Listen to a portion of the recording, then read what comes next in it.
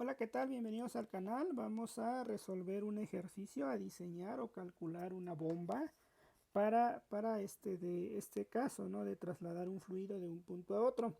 Antes de iniciar, pues te comento que en el canal aquí vas a encontrar pues algunos cálculos que puedes realizar previo a este tipo de ejercicios, que es el cálculo de la caída de presión en una tubería, por ejemplo, o el cálculo debido a un sistema de accesorios, cuál es la pérdida por fricción, o desde el inicio, ¿no? Por ejemplo, a partir de un caudal que te dan, cuál sería, pues de alguna manera, el diámetro óptimo, diámetro de diseño para de un determinado circuito de transporte de fluido que tú puedas proponer. ¿De acuerdo?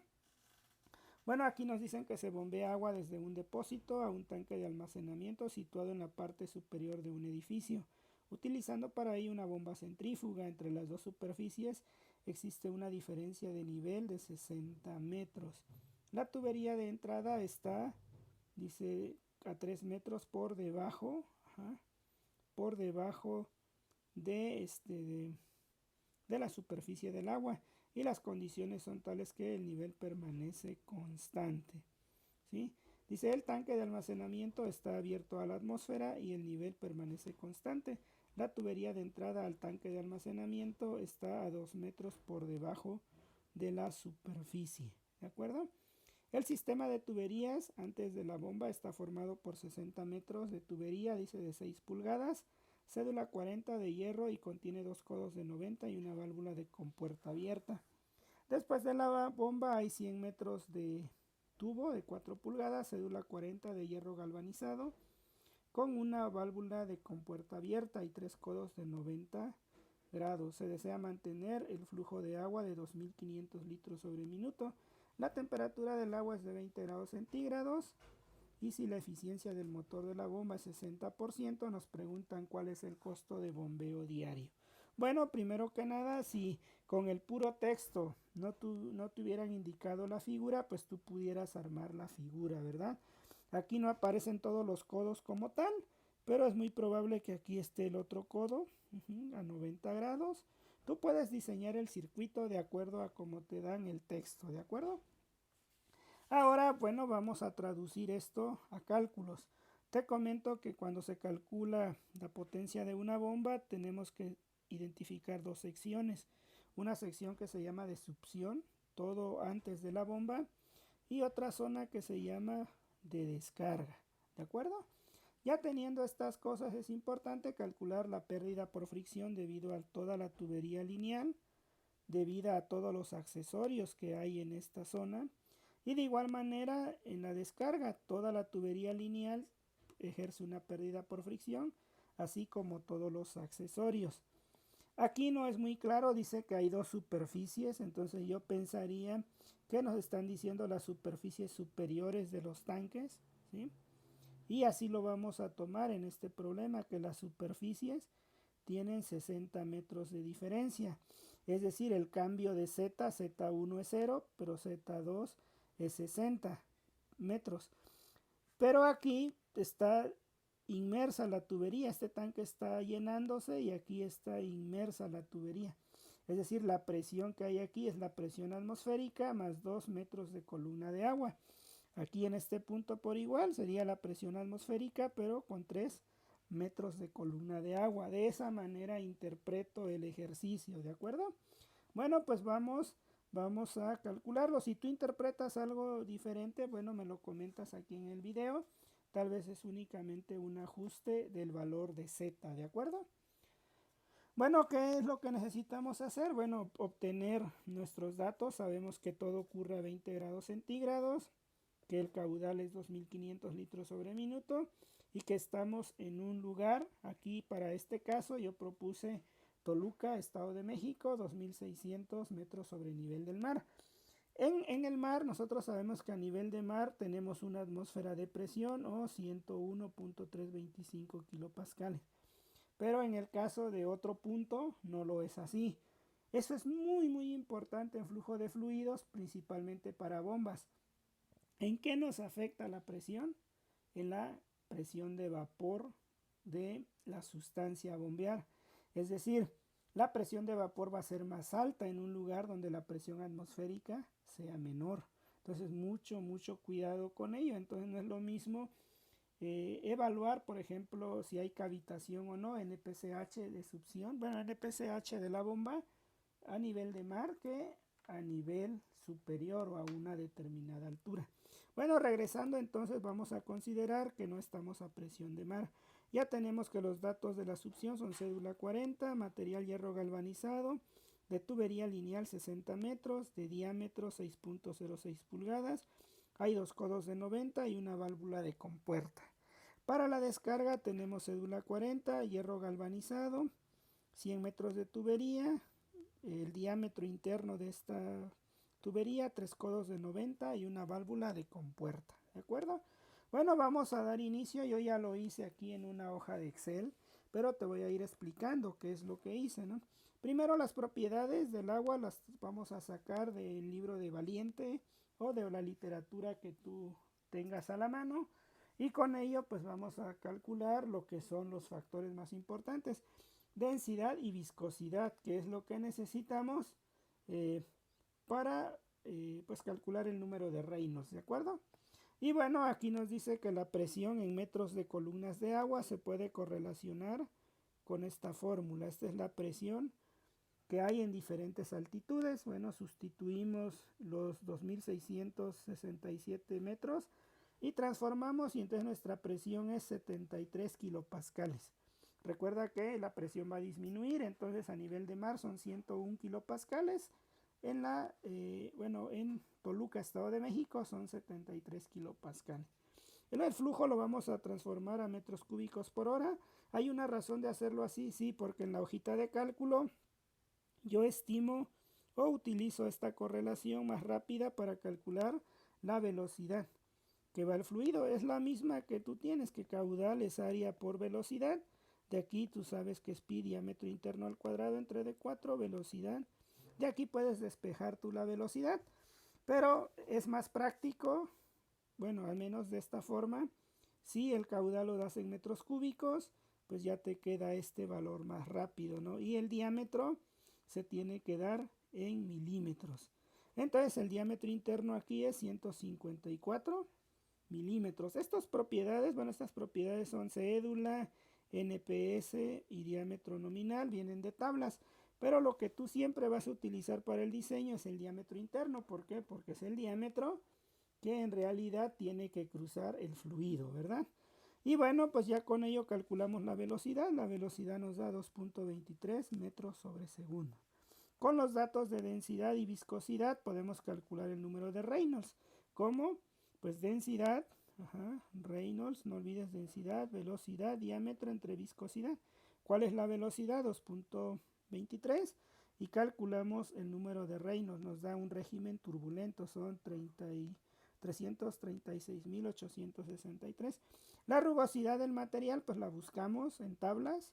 Y E en D pues equivale a esto. Aquí, ojo, lo tenemos en milímetros.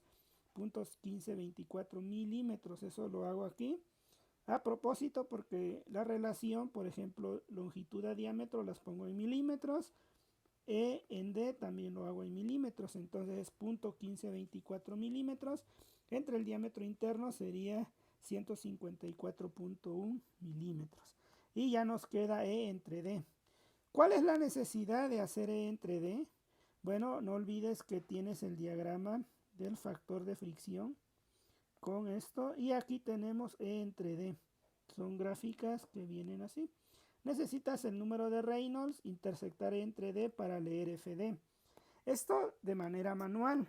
Pero yo lo que hice fue construir un programa, y bueno, una hojita en Excel, que lo programé. Si te interesa, se llama Visual Basic, o si te interesa la hoja de cálculo, después me escribe.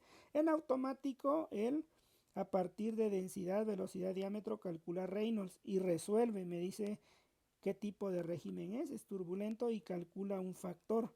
Este factor lo puedes calcular, ya hay algunas correlaciones que te dan una aproximación. Y mediante esa aproximación, aquí en esto dice factor sin iterar, estoy metiendo un método numérico. Bueno, este es el método numérico y aquí sin iterar es una aproximación que me da. La diferencia entre que yo lo resuelva numéricamente a una estimación que nos dan los libros, pues es de 0.5%. Ya teniendo el factor de fricción, tú puedes calcular la pérdida en metros o la pérdida en kilopascales o caída de presión. Generalmente se da en metros porque es lo más adecuado. ¿Recuerdas la fórmula que te digo que vamos a utilizar de la ecuación de Bernoulli, pero no utilizando el factor GC?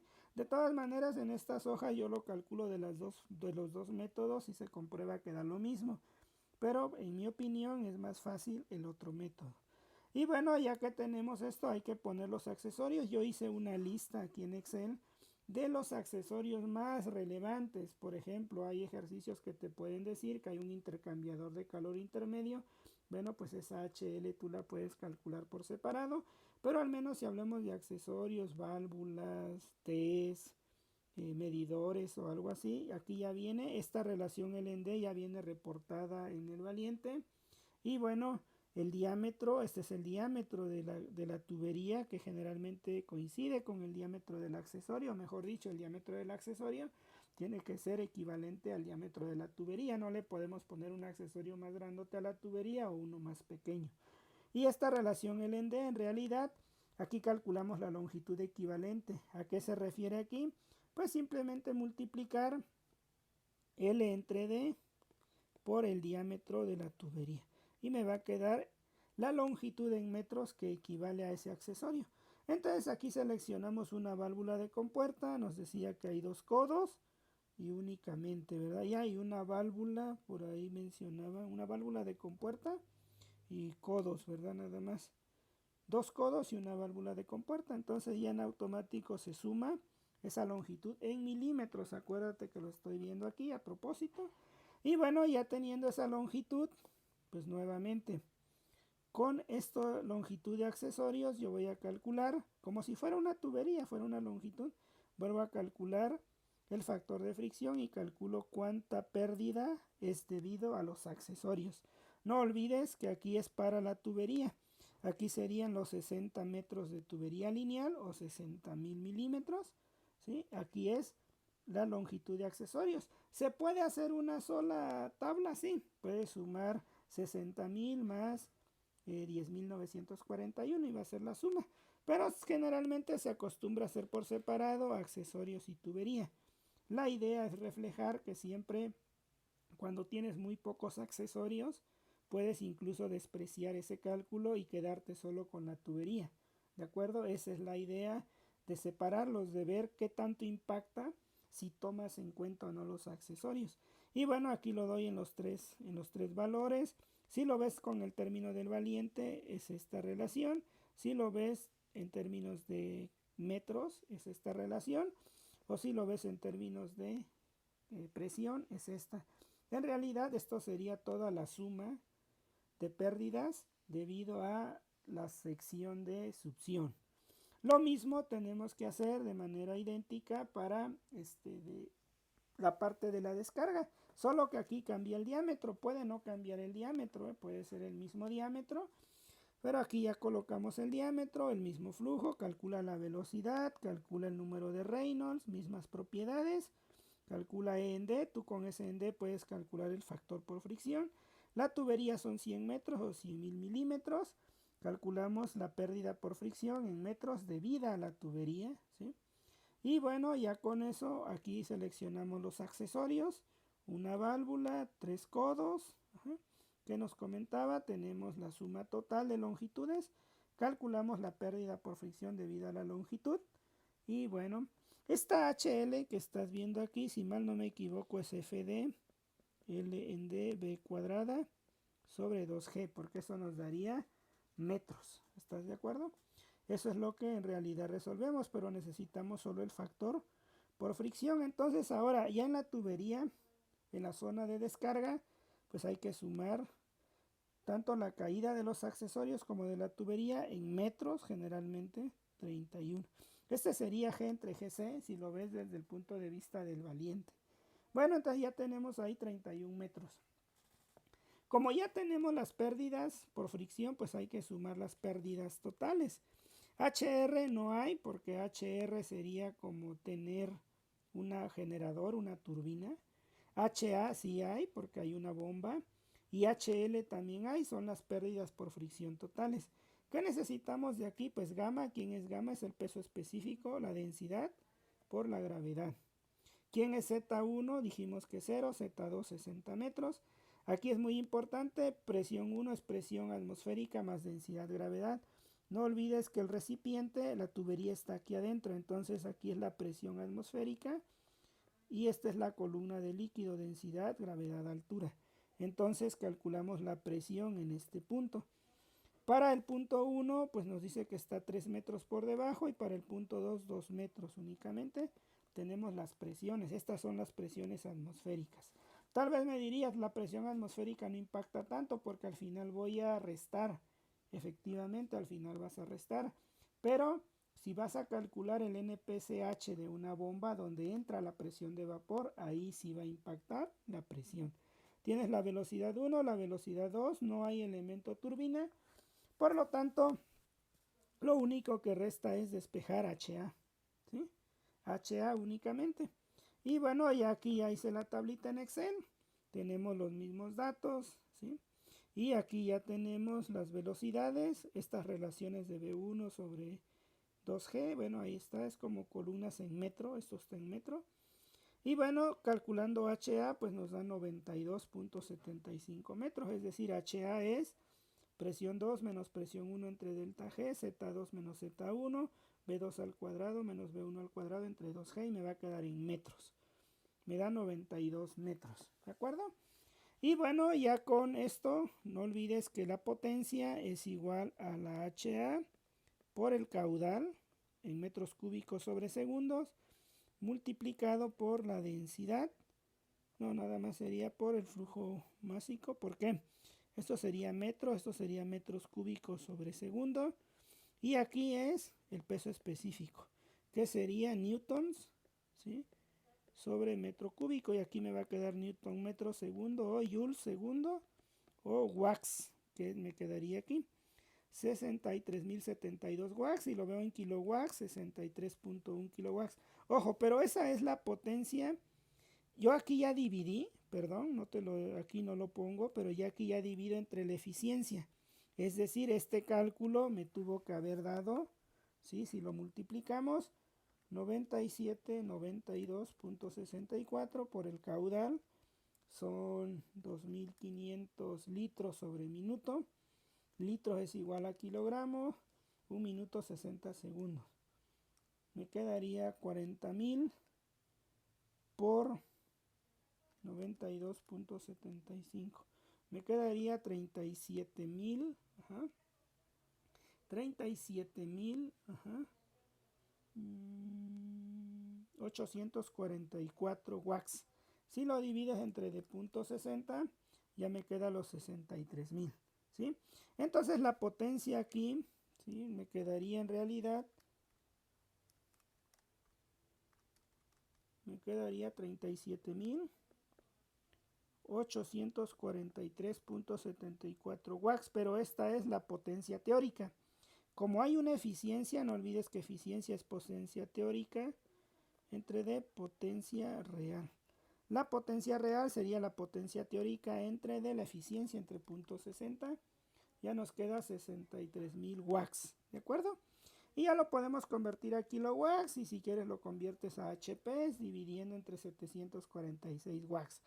Ahora, ¿cómo calculas el costo del bombeo?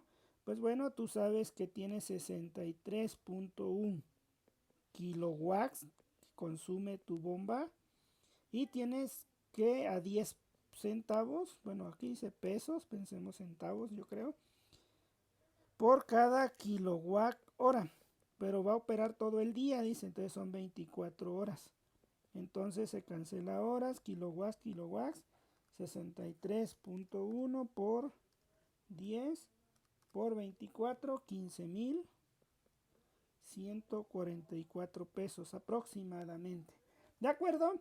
Pues bueno, ya con ello encontramos este ejemplo Por supuesto que esta hoja de cálculo ayuda demasiado porque más adelante podemos ver ejercicios donde puedes calcular qué tipo de bomba necesitas, las hojas, bueno, la curva de la bomba, y pues obviamente necesitas calcular a diferentes flujos cuál es la potencia de bombeo. Y por ello nos ayudaría de manera importante. Y bueno, ya con ello calculamos. Si bien este resultado o este ejercicio lo puedes ver incluso resuelto en el Valiente, algo muy importante, el hecho de que lo tengas en una hoja, de que no dependas de una gráfica que tengas que leer. Y de hecho por ahí el Valiente tiene un error. Si tú lo revisas, él considera que las pérdidas por fricción son menores, pero en realidad da 37. No está sumando, se le olvidó al autor sumar toda la pérdida por fricción en la descarga. Y bueno, espero que con ello te haya agradado este video, te haya quedado un poco más claro cómo diseñar bombas. Y por supuesto, aquí tú tendrías que ir a la tlapalería y tal vez no tienes una bomba de 84.5 HP. La más próxima tal vez es de 100 HP y esa es la que tú tienes que comprar. Ahora también la otra parte importante es pues saber todo el diseño desde la tubería, qué tipo de material tiene que ser para transportar un fluido. Y otro cálculo muy importante que viene es el NPCH, que para ver si hay o no cavitación, cuál es la hoja de especificación de la bomba, cuál es el diámetro del impulsor, cuál es la curva de bombeo. Todo eso lo vamos a ver en un siguiente video acoplado a este mismo ejemplo, ¿de acuerdo? Y bueno, pues nos vemos en un siguiente video. Ah, por cierto, en el siguiente video lo vamos a resolver en Excel. Te voy a mostrar la hoja de cálculo, ¿de acuerdo? Saludos.